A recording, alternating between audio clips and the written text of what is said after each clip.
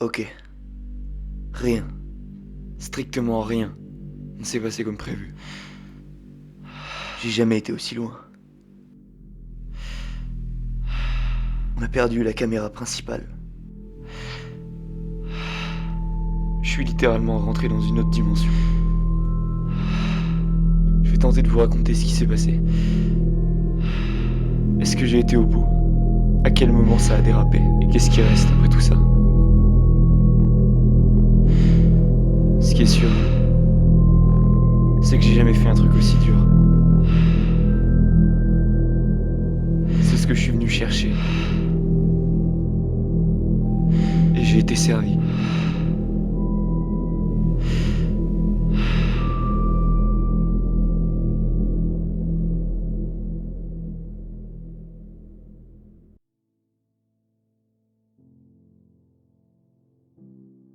Bon, je vous fais le topo. Le GR441, c'est 120 km, 3000 mètres de D+, et un paquet de passages dans les endroits emblématiques autour du Puy-de-Dôme. En novembre 2023, je découvre le tracé pour la première fois et je me pose une question, est-ce qu'on peut tout faire sans dormir? C'était la première fois qu'on se lançait sur une distance aussi longue avec Mathis et j'avoue que le manque d'expérience nous a pas mal coûté cette nuit-là. On a perdu vraiment beaucoup d'énergie à chercher les balisages, on a eu des problèmes de frontal, on n'avait pas assez de nourriture, bref, c'était vraiment la galère. Mais ce qui nous a vraiment achevé cette nuit-là, c'est la température. Personnellement, j'ai jamais eu autant froid de ma vie, et je pense que c'est pareil pour Mathis. Terrassé par tous ces éléments, on a été obligé d'abandonner au 72e kilomètre après 11h30 d'effort. Cette nuit-là, elle était vraiment exceptionnelle, on n'a jamais poussé aussi loin, clairement on n'a jamais eu autant mal de notre vie. Et pourtant, quelques heures plus tard, quand je suis rentré chez moi, je savais déjà qu'on allait y retourner. Et c'est exactement ce qui s'est passé quelques mois plus tard. On est en avril 2024. Cette fois-ci, l'objectif est clair. Passer sous la barre des 25 heures. Mais surtout, finir pour la première fois cette boucle d'une traite. Cette fois-ci, on était vraiment mieux équipés, on avait une caméra pour filmer et faire un petit vlog pour YouTube. On avait bien sûr plus d'expérience, on avait plus de nutrition, bref, on avait tout. Cette nuit-là, c'est vrai que les conditions étaient un petit peu plus avec nous et que les températures étaient un petit peu moins glaciales que la première fois. Quand on arrive au 72e kilomètre, on sait qu'on va finir la boucle parce qu'on est dans un état bien meilleur que la première fois au même endroit. À partir de Volvic, on rentre dans un calvaire. Il reste 20 km, mais sur ces 20 km, la majorité du D+ du parcours est concentrée. On a le plus gros pourcentage de pente et surtout on a les jambes détruites et le mental bien entamé. Mais on a tout prévu, cette fois-ci on avait les bâtons, on avait l'enceinte pour mettre de la musique, on avait tout pour se motiver, on était deux avancés, deux dans le même état, donc on pouvait pas abandonner. Il reste 20 km et c'est clairement les 20 km les plus durs du parcours comportant l'ascension finale du Puy-de-Dôme. On bouclera finalement le parcours en un total de 28 heures, 55 minutes et 27 secondes. On est super fiers d'avoir fini, mais clairement on a pris une belle leçon d'humilité, on s'est bien rendu compte que 25 heures c'était quand même un objectif relativement ambitieux. Et c'est justement pour ça qu'on est là aujourd'hui. Il s'est passé un petit peu plus de 2 ans et je pense que j'ai énormément progressé sur les aspects d'endurance et de résistance physique. C'est simple, en 2024 je courais 1720 km et 40 000 mètres de dénivelé positif, et en 2025 on est passé à 3500 km et 95 000 mètres de dénivelé positif. Autrement dit, c'est quasiment qui tout double.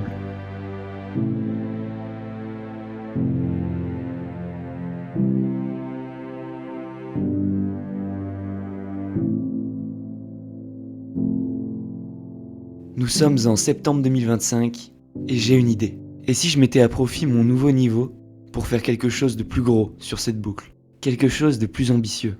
Et puis, pas tout seul mais avec une équipe. Et pourquoi pas réaliser un film? Avec des plans drone, plusieurs caméras, des gens pour me pacer sur plein de sections. Avec un teaser, des voix off, des musiques cinématiques. Bref, un vrai projet quoi. Alors aujourd'hui, je crois que c'est le grand jour les gars. J'ai un peu peur, mais à la fois je suis un peu excité aussi. Alors n'hésitez pas à me dire ce que vous en pensez bien sûr, comme d'habitude. Mais surtout n'oubliez pas une chose, c'est que ce projet-là, il est réalisé par une bande de potes. On n'est pas des pros, on est des amateurs. Et le film il voit le jour seulement parce qu'il y a beaucoup de travail derrière. Plusieurs centaines d'heures de travail, au montage et en amont avant le projet. Alors s'il vous plaît, soyez pas trop dur dans les commentaires.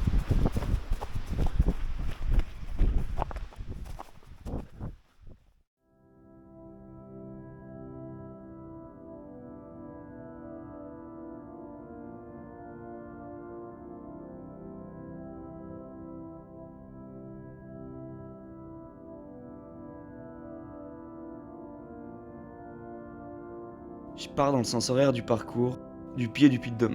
C'est parti pour 120 km et 3000 mètres de dénivelé positif. L'objectif, on vise moins de 20 heures pour revenir au point de départ. Mais je sais que je peux faire mieux. Je sais que passer sous les 15 heures n'est pas inenvisageable si les planètes s'alignent.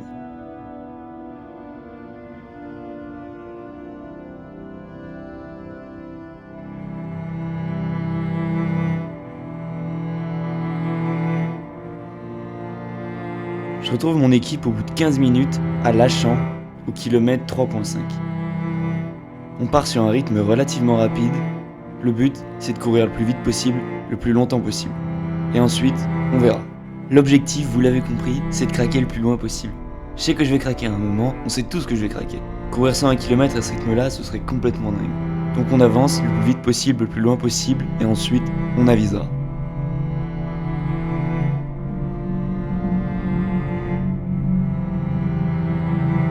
La première heure, c'est Mathis qui m'accompagne en vélo. On fait 12 km 5 et 150 mètres de dénivelé positif sur la première heure. Ouais, ça part assez vite. Au lac de la Cassière, c'est Clémence qui prend le relais.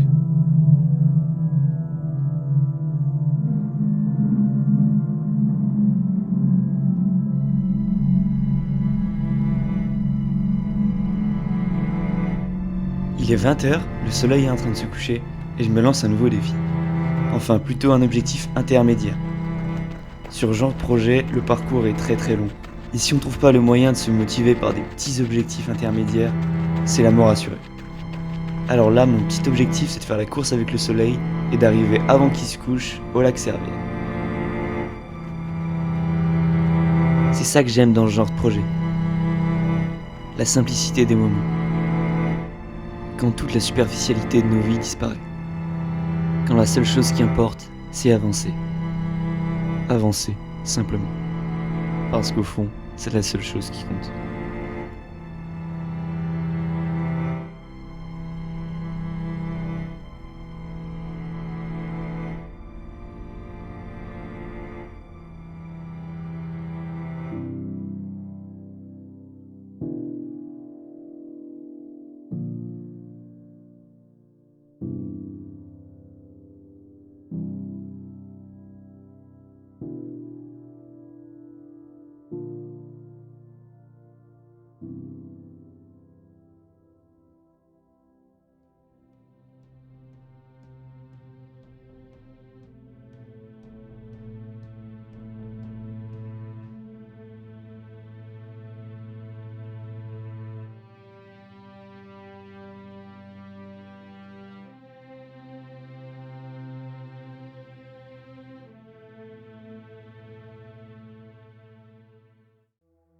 Ça y est, j'ai perdu mon défi.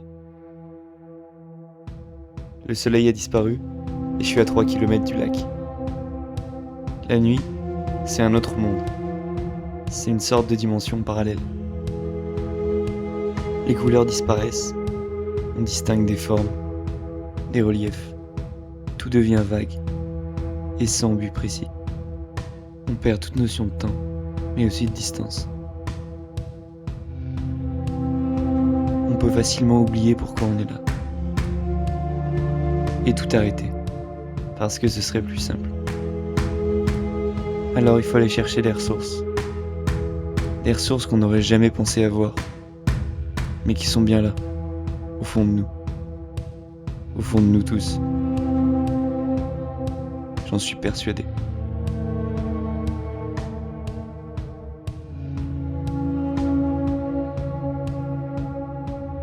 Cette nuit, j'ai la chance d'être accompagné. Alors, on avance en équipe. Et peut-être qu'ensemble, on vaincra la nuit. Kilomètre 36, château de Cordès. Ça fait 3h58 que je cours. Déjà 36 km et 600 mètres de dénivelé positif. On progresse vite, peut-être un peu trop même. Mais je vais avancer le plus vite possible tant que mon corps le permet. Faut qu'on... Je sais pas dans combien de temps ils arrivent, ils devraient pas trop tarder. Ça ferait 40 km en 90. C'est pas l'écart. Et il est encore bien. Donc là, il faudra vraiment le booster, il faudrait qu'il le booste par le ouf. Du coup, là, lui, il va faire Orcival Polonia. Il fait Polonia Olbi, Masaï. Et une fois qu'il arrive à Masaï, il fait une pause. Il fait Masaï Bonabo. Mais il faut qu'il fasse une pause. Ouais. Au pire, il fait Masaï Bonabo juste avant de repartir sur le temps. Kilomètre 45, Olbi. Les jambes commencent à tirer. Le rythme ralentit. Ça y est, là, on rentre vraiment dans la nuit.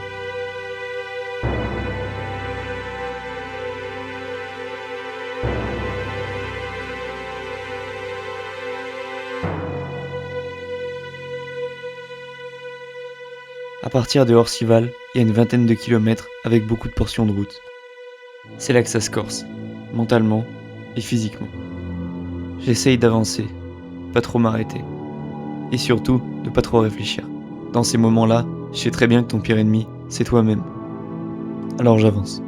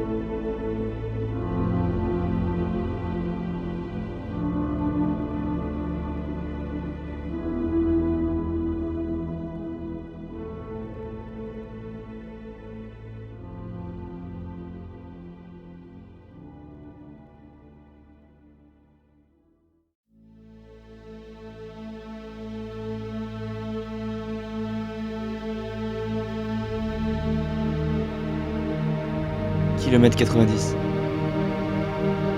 Volvic.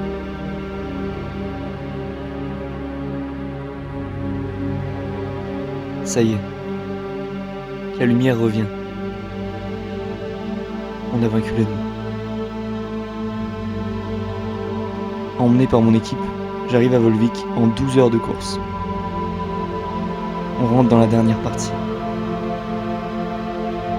Mes jambes me crient d'arrêter. Tous les voyants sont au rouge. En fait, les voyants y répondent même plus. Mais on est arrivé à Volvic. On est au 90e kilomètre. Ça veut dire qu'il reste 30 km. 30 km qui me séparent de l'exploit. Alors même si tout m'indique qu'il faut que j'arrête, pour rien au monde je m'arrêterai. Et j'ai décidé que j'irai au bout. Je sais pas dans combien d'heures je vais finir, mais je vais finir, ça c'est sûr. Bon les gars, on a passé le 100e kilomètre. Il est en train de nous bouffer ça dans la descente. Franchement, c'est propre. Là on part sur le puits des gouttes. Et après, après ce sera à la fin du Cagna et le puits de Dôme. Vraiment, là, pour avoir une belle foulée comme ça, franchement, parce que je trouve que sa foulée est vraiment pas dégueu. Faut voir que genre, il est à son 30e kilomètre, c'est vraiment beau. Allez, moi ses cuisses. Ah là là là là là là.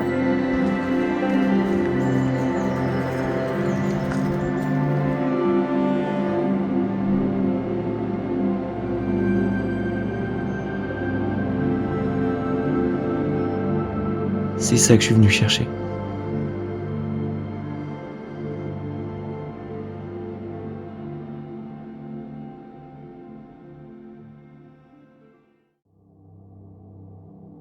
Après Volvic, je découvre un nouveau monde. L'espace-temps est modifié.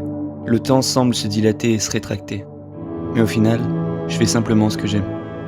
Je me rappelle que tout ça, ce n'est qu'un jeu. Que la souffrance, c'est pas ça.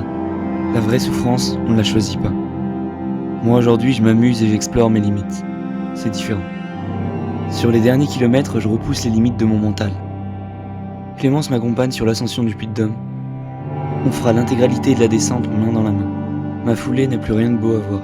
Mes pieds rasent le sol et mes muscles sont à l'agonie.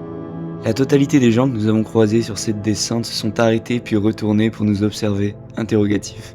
On retrouve le reste de l'équipe là où tout a commencé.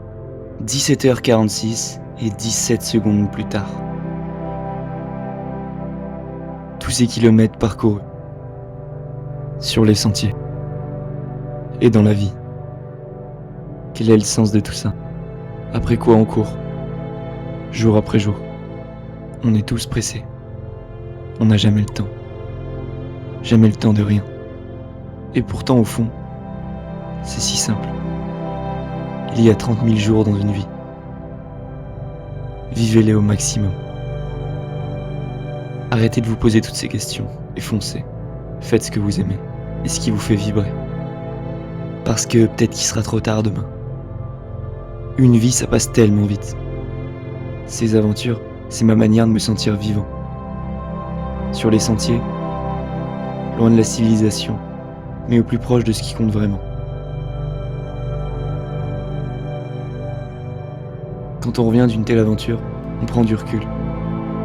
Du recul sur tout ce qui nous entoure. Et on se rend compte qu'au fond, tout va bien. Je suis en bonne santé, j'ai un toit, du chauffage, de l'eau chaude. Alors qu'est-ce qui pourrait réellement ne pas aller? On nage dans un confort permanent. On passe nos vies à courir après le temps, à courir après le bonheur. On veut toujours plus. Mais on se trompe tellement. On a déjà tout pour être heureux. Et pourtant on n'est jamais satisfait de rien. Et si, ensemble, on prenait tous un peu de recul? C'est vrai, quelles que soient nos vies, au fond, c'est déjà une chance de la vivre, cette vie. Alors, au lieu de nous entretuer, on pourrait juste construire un monde meilleur, tous ensemble. Je sais qu'on en est loin, mais il faut garder espoir. Comme dirait un grand sage, je crois que ce sont les petites choses, les gestes du quotidien des gens ordinaires qui nous préservent du mal.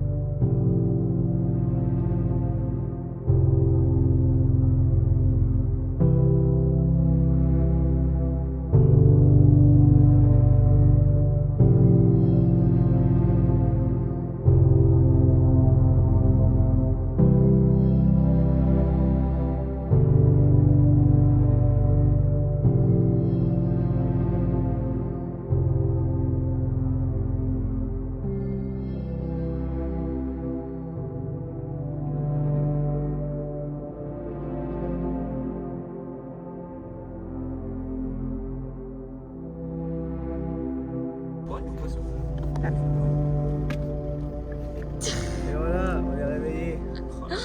On est reparti l'équipe.